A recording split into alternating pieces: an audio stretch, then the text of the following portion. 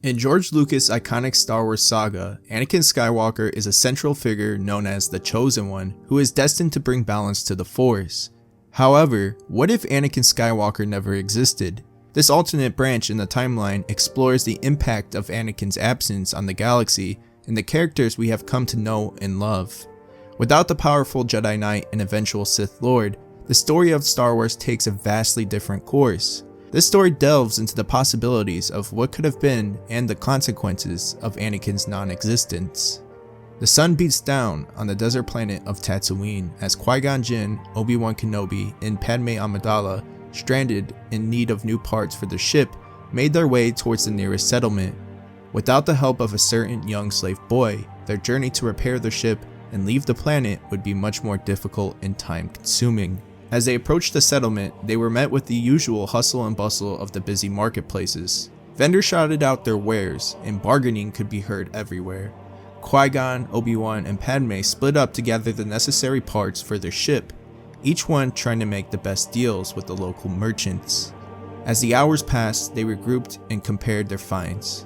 They had managed to gather most of the parts they needed, but were still missing one critical component. Frustrated, they decided to take a break at a nearby cantina while they considered their options.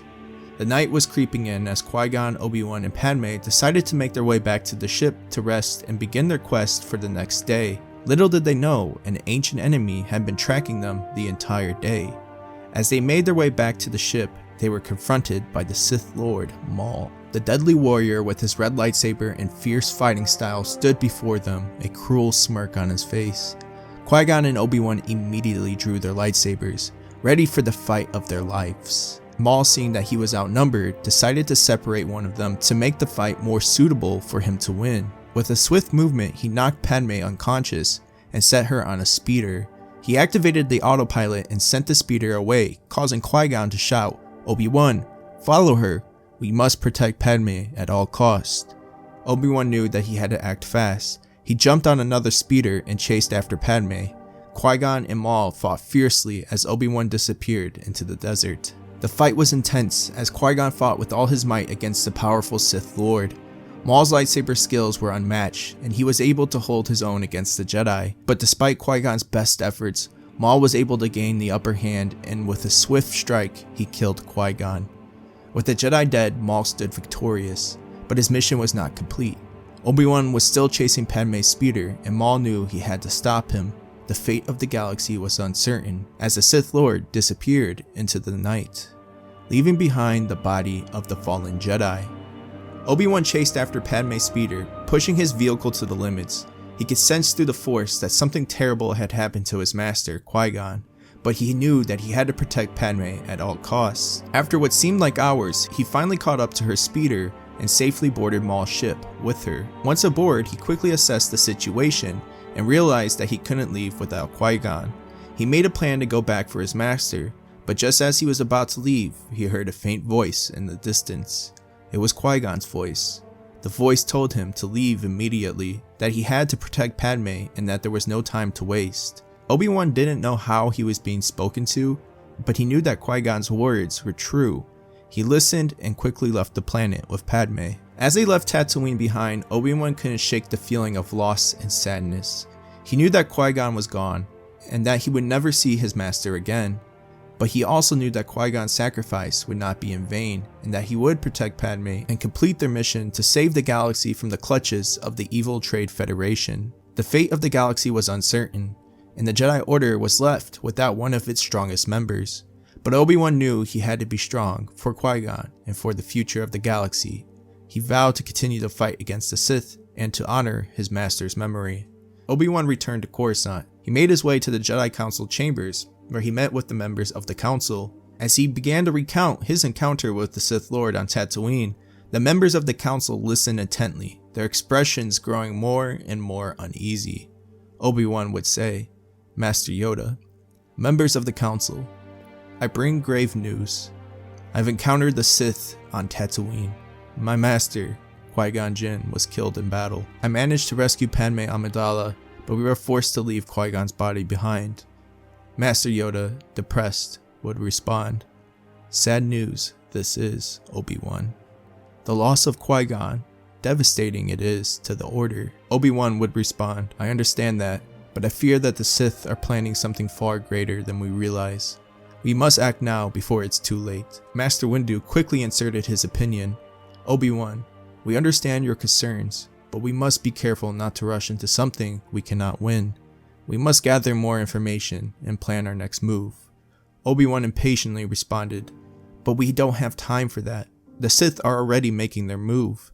Every moment we wait is a moment they gain an advantage."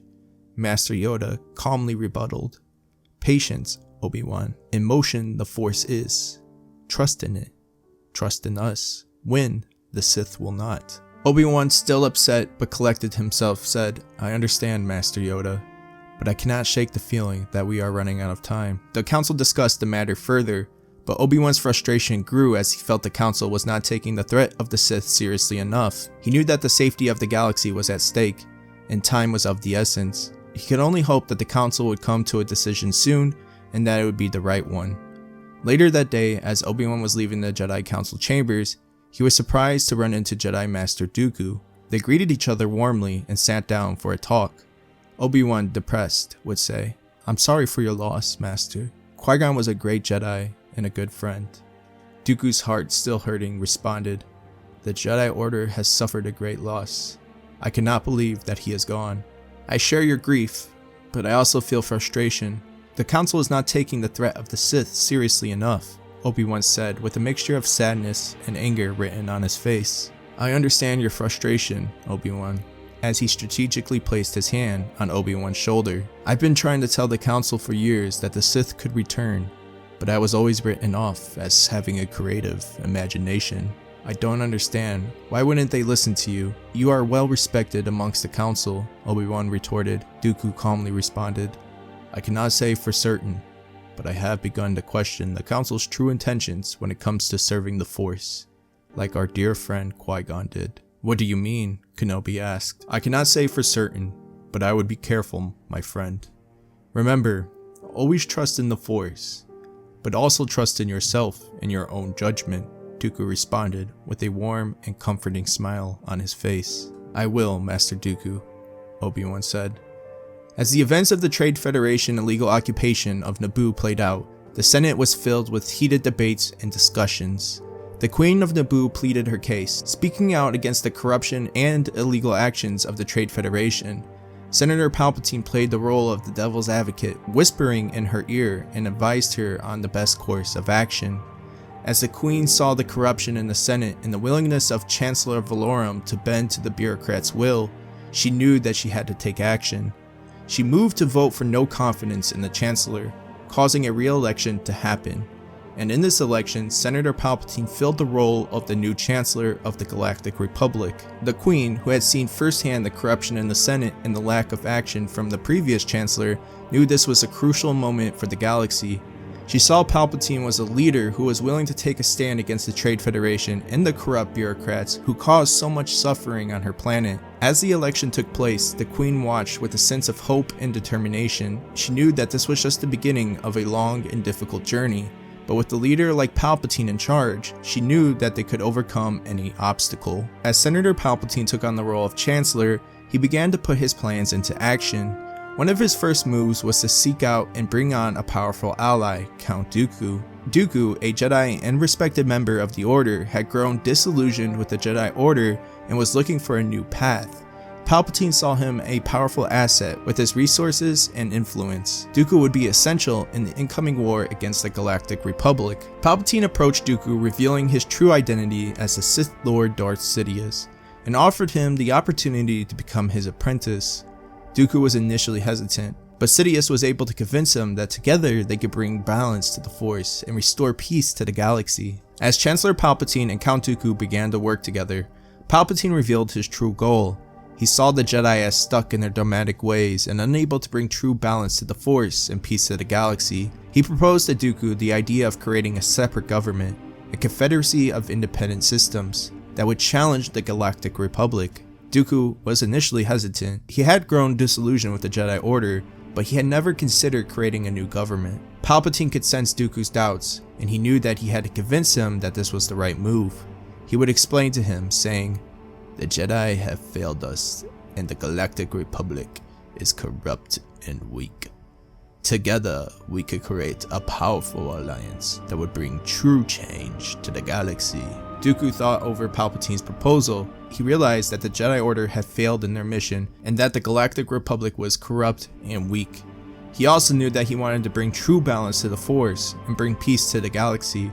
He eventually agreed to lead the Confederacy, believing that it would be the best way. Sidious also had a plan for his current apprentice, Maul. He saw him as a valuable tool, a Sith assassin that he continued to train and use in the shadows. Maul's skills were unmatched, and his fierce fighting style would be essential in their fight against the Jedi and anyone who dared to stand in their way. The galaxy was in for a dark time, as the Sith's influence and power began to grow, and their plans for domination started to unfold. The Jedi Order, the Galactic Republic, and the innocent citizens of the galaxy were unaware of the danger that was approaching, and the fate of the galaxy was uncertain as the Sith's plans began to take shape.